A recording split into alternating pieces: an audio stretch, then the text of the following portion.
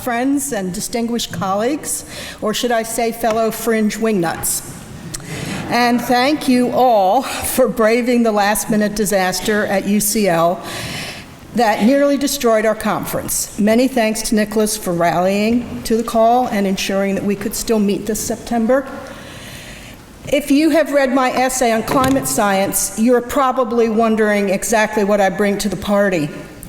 Surrounded by disciples of the various earth sciences, physics, astronomy, etc., my suspicion is I am the comic relief, and I hope I fulfill that role adequately.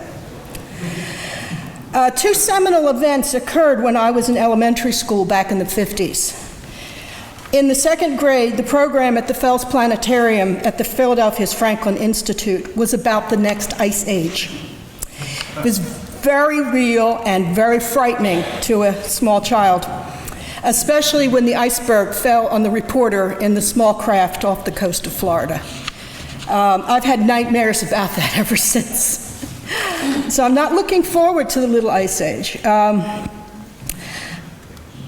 The second seminal event was being given a book, The Wonderful World of Volcanoes and Earthquakes, in the third grade. Now, in addition to ice age fears, I had the fear of pyroclastic flows engulfing eastern Pennsylvania. This child was destined for a life immersed in earth sciences. Ah, yes. The global warming crisis and AGW remind me of the evolution wars. The late Steve Gould bemoaned the fact that we all, as scientists, simply could not understand how such ignorance could prevail. Thus, we did nothing to stop it until it was too late. We now have a theme park in Kentucky that purports to duplicate exactly Noah's Ark, complete with unicorns. And they must have killed them all because we don't have any now.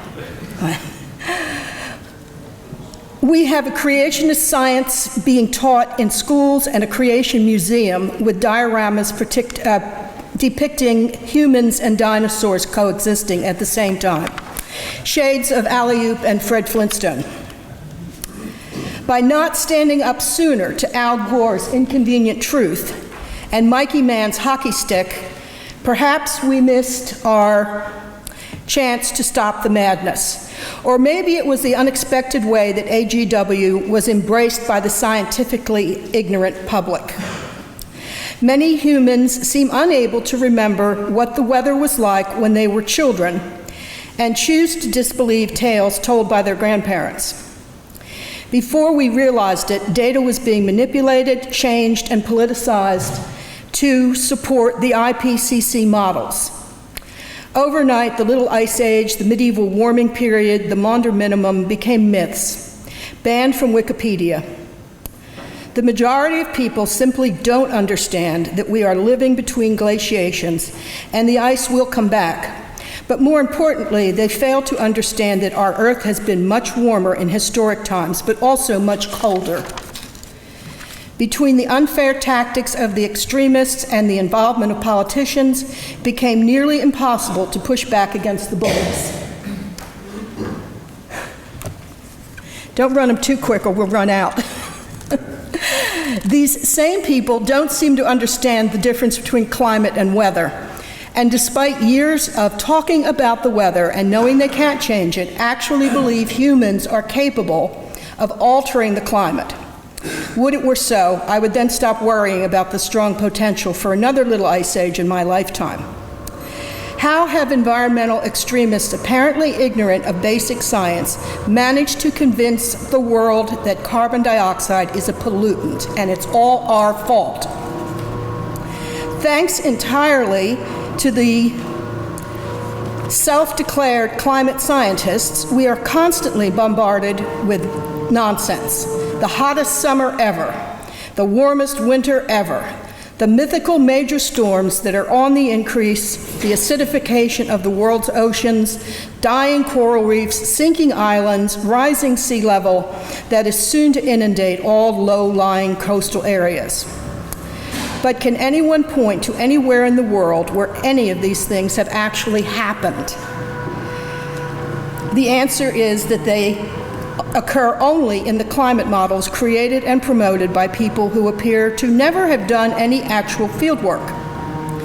Had any of the climate scientists ever left their computer labs and gone out to take some measurements of real-life events, or bothered to examine Earth's climate history, they would not be making these outlandish claims. But then they would not be receiving the lucrative grant money that supports their research. Nearly daily, new and outrageous claims are published by the climate scientists who insist they have just made a remarkable new discovery while fiddling their models. The ice in the Antarctic is melting, surging, thinning, and this will cause sea level to rise 3 meters, at least. Yeah, probably more like 120. Some Icelanders discovered a way to turn carbon dioxide into carbonate rocks, locking the nasty pollutant up tight. A recent paper in the formerly respected journal Nature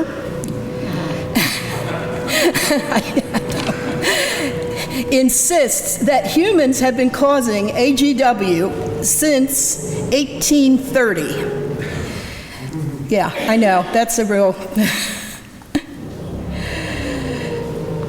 And this accounts for remarkable warming at the end of the Little Ice Age, which they claim didn't exist anyway, so that couldn't have happened. These papers corner the market on weasel words like if, maybe, possibly, with further study, could happen, might, we expect, and so on. But there is hope that the tide is finally turning. ClimateGate, the failed RICO attempt by some attorneys general, the utter failure of sea level rise to inundate Miami, London, and assorted archipelagos around the world. This has caused non-scientists to begin to question the predictions and the much heralded threats. With none of the IPCC predictions coming true, it is harder and harder to sell the AGW can't. Currently, the search for Pokemon is a lot more interesting to people than what's happening with AGW. So as the Sahara shrinks and harvests increase thanks to the extra carbon dioxide in the atmosphere, more and more people are ignoring the predicted dire threats.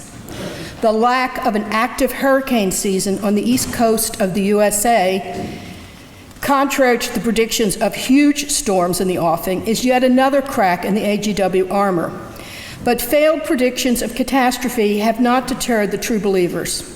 Much like the die-hard evolution deniers, they will most likely go to their graves insisting they are right, and just wait, we will fry or drown or be blown away any day now. One must keep the faith.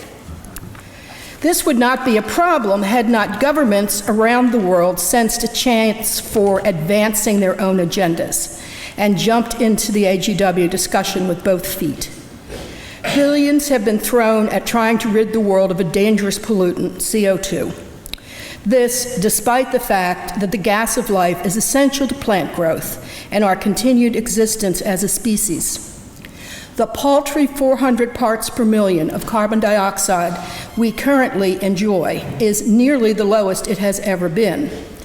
Efforts to reduce this essential gas completely ignore the fact that below 180 parts per million, plant life ceases to flourish, and without plant life, we critters are toast.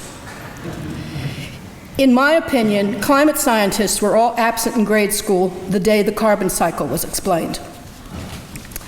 Now, carbon dioxide is considered a pollutant by the United States Environmental Protection Agency, an oxymoron, by the way. And this stance was upheld by the Supreme Court of the United States, 9 justices with not a smidge of science among them. We have countries and municipalities falling over each other to build expensive and inefficient wind and solar farms.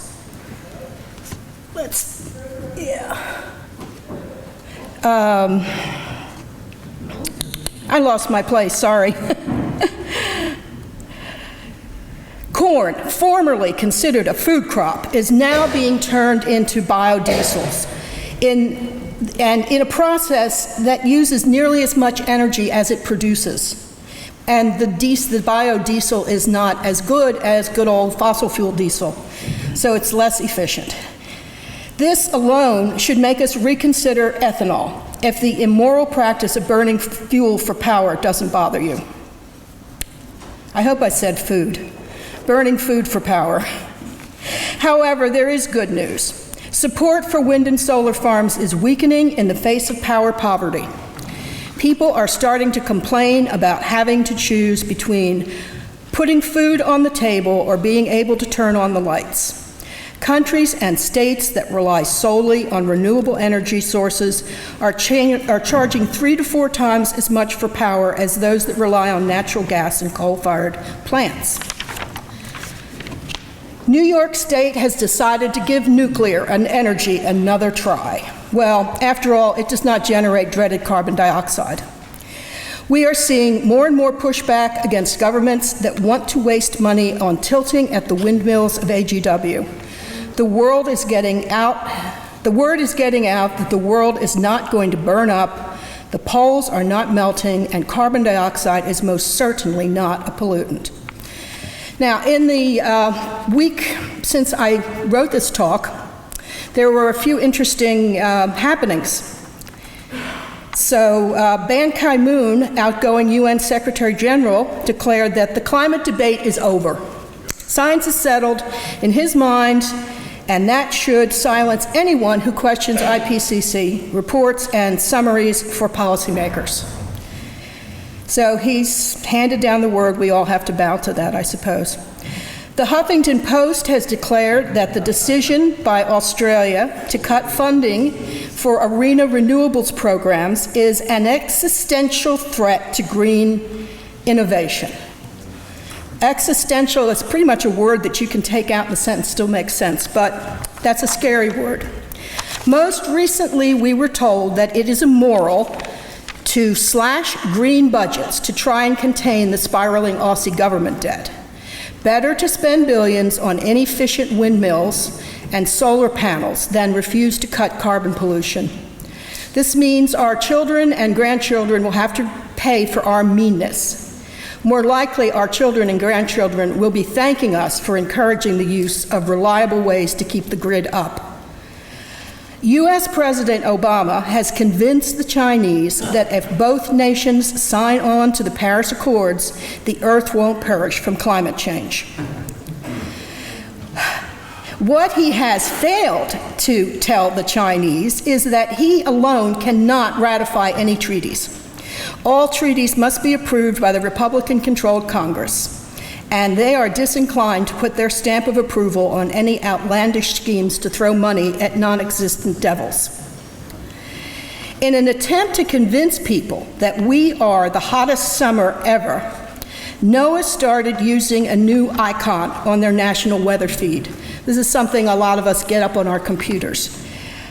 If the temperature is predicted to reach or exceed 90 Fahrenheit, 32 centigrade, they put up a large sun in an orange-yellow sky over a city skyline. In Southern Virginia, 32 is the summer, in the summer months, through September, is not unusual. Rather, it is the norm. In the summer, we expect to be warm in the South, but a frightening image of the sky on fire serves their purposes in trying to make people believe we are experiencing unnaturally hot days. And humans have very short memories. But to my mind, the most egregious example of a triple whammy was the mainstream media in collusion with NOAA and the National Hurricane Center. Tropical Storm Hermine was declared a Category 1 hurricane while sustained winds were still below 74 miles per hour. The maximum sustained wind speed never exceeded 65 miles per hour, so it was a tropical storm. Evacuation of the Gulf Coast of Florida was encouraged, then mandated, by Florida Governor Jim Scott. This, despite the fact that this storm never even achieved hurricane force. He described Hermine as a killer storm, extremely dangerous and a threat to life. After Hermine crossed over to the Atlantic and continued moving northeast along the coast, Georgia, South, and North Carolina and Virginia kept up the warnings of extreme danger from the Labor Day weekend killer storm. I think somebody did die in Florida, so killer storm, but they probably drowned in their bathtub. It was nothing of the sort, and in retaliation, beach resorts were shouting that no one should cancel plans to spend the weekend at the beach. They were sending out announcements of clear and sunny weather. It was peculiar indeed to see on the same newscast such contradictory weather information.